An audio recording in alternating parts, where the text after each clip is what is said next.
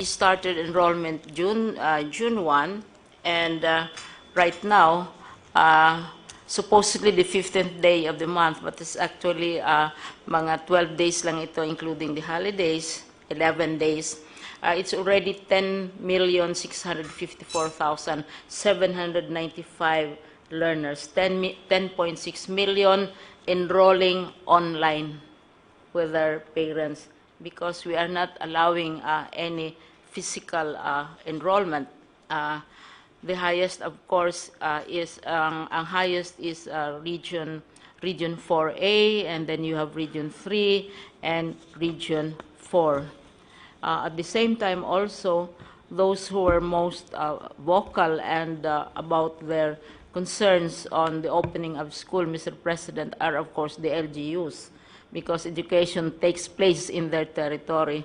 So now LGU support has been coming in, and every day we get messages of support from local government units, because we have been aggressively informing them of what our learning continuity program is about. Many assume, Mr. President, pag sabi mong opening ng school year, therefore it is face-to-face. And we have been saying that since May 8, pero it takes time for the idea to sink in, because usually pag opening ng school, we always think face-to-face or in-person enrollment. So we have an increasing number of local government support already. And also with the approval, the consent of the ILG Secretary, we met with 10 associations or leagues of local government in the Philippines, including League of Provinces, League of Cities, League of Municipalities, Liga ng Barangay, League of Vice Governors, board members, etc. And we met with them for 5 hours, Mr. President, and answered their concerns about what this enrollment is all about. Mr. President, we also have, since May, we have April, we already started a roadmap, because we had to select or identify a date, Mr. President, because we cannot keep people hanging. We have to have a target, we have to have a goal in view of all these developments. So as early as several months ago, we already consulted. We consulted nearly 800,000 respondents as to what is the appropriate date and what they would prefer. And August consistently came out, because it's the closest to what the law says. So right now, mayroon na kaming roadmap, Mr. President, which we started May and June, remote enrollment, etc. Last time I was with you, Mr. President, I briefed you on the what a blended enrollment, blended curriculum is all about. First, it can be through a ICT platform. By the way, questions were raised as to why did we not use the UNICEF platform, because UNICEF developed platform for other countries.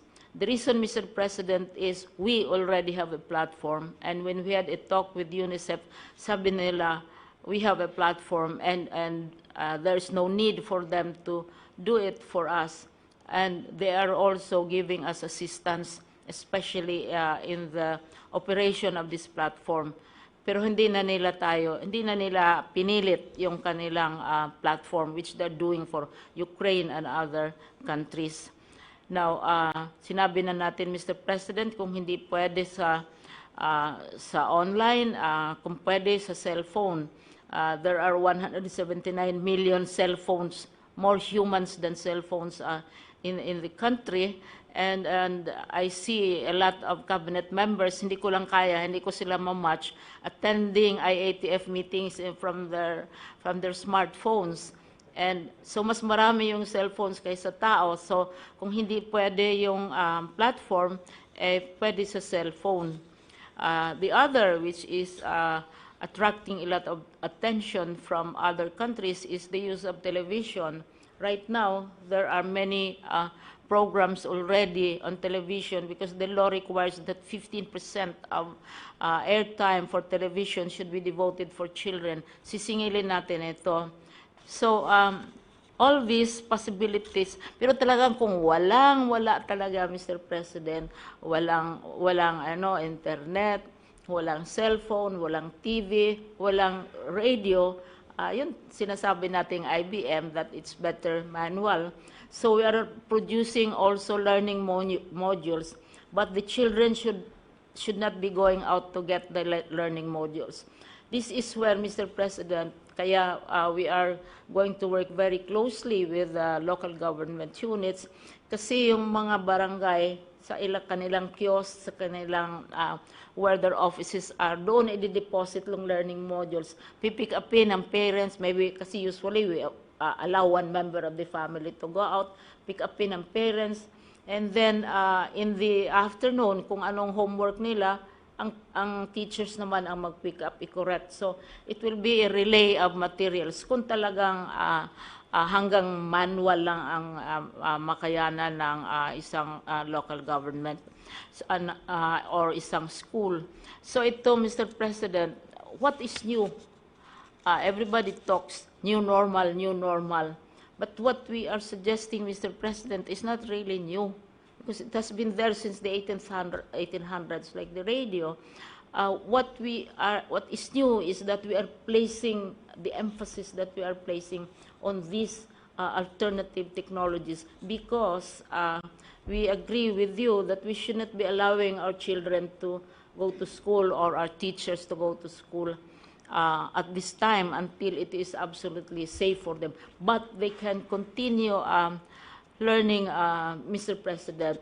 So, yun na ang mga ibang mga ginagawa namin, yung pag-upskill ng teachers as well as the students themselves. So, the next and the last, of course, is the financing part. This is where would really be seeking your support in matter. Mga kababayan ko, meron tayong isang tanong na gustong malaman ng halos lahat. Ito yung on why there is only a small drop in tuition fees despite there being no face-to-face classes. Nasagot na ni yan, and they may come up with the expanded explanation to the press para malaman ng lahat. As announced, schools will open on August 24. But there is still no face-to-face sessions until we get a vaccine. Because ang iposta mo dyan, in your desire to resume classes, ang kapalit niyan is really, the COVID is still here. Nandyan pa yung, hindi lang pa umabot pa sa iyo. Instead, we will follow a blended learning approach. Part of this learning strategy is distance and online learning using communications, technology, and digital devices. Now, for the far-flung areas, meron siyang, yun nga ang kawawa dyan is yung may radyo sana, walang TV, walang cellphone, wala lahat. Ito yung mahirap na kung mayroon na lang sana silang radyo, pwede nang mabutit na namatay yung ingay. No? Sabi ito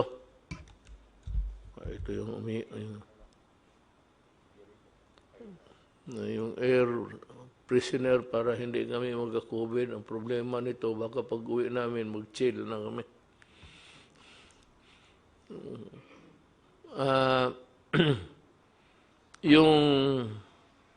That is not the problem of the Department of Education, but the lack of communications or how to get through the students, baski radyo lang. Ang radyo ngayon is hindi naman mahal.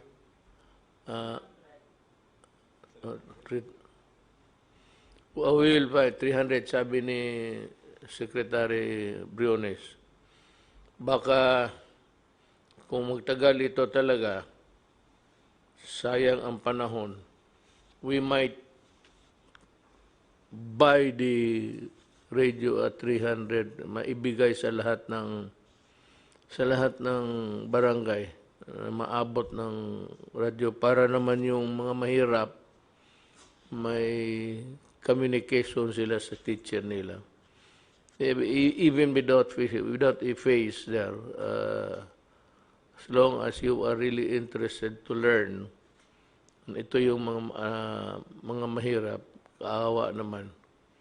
We will try to come up with something in the next few days. Maybe before the end of the week, I would be able to look for the money. Wala na tayong pera ngayon. I would look for the money to buy transistor radios to be distributed all throughout the country. We will try to do it. We might not be able to succeed to bring all of it to the barangay level, but we will try. I said, just give me until the end of the week. Ang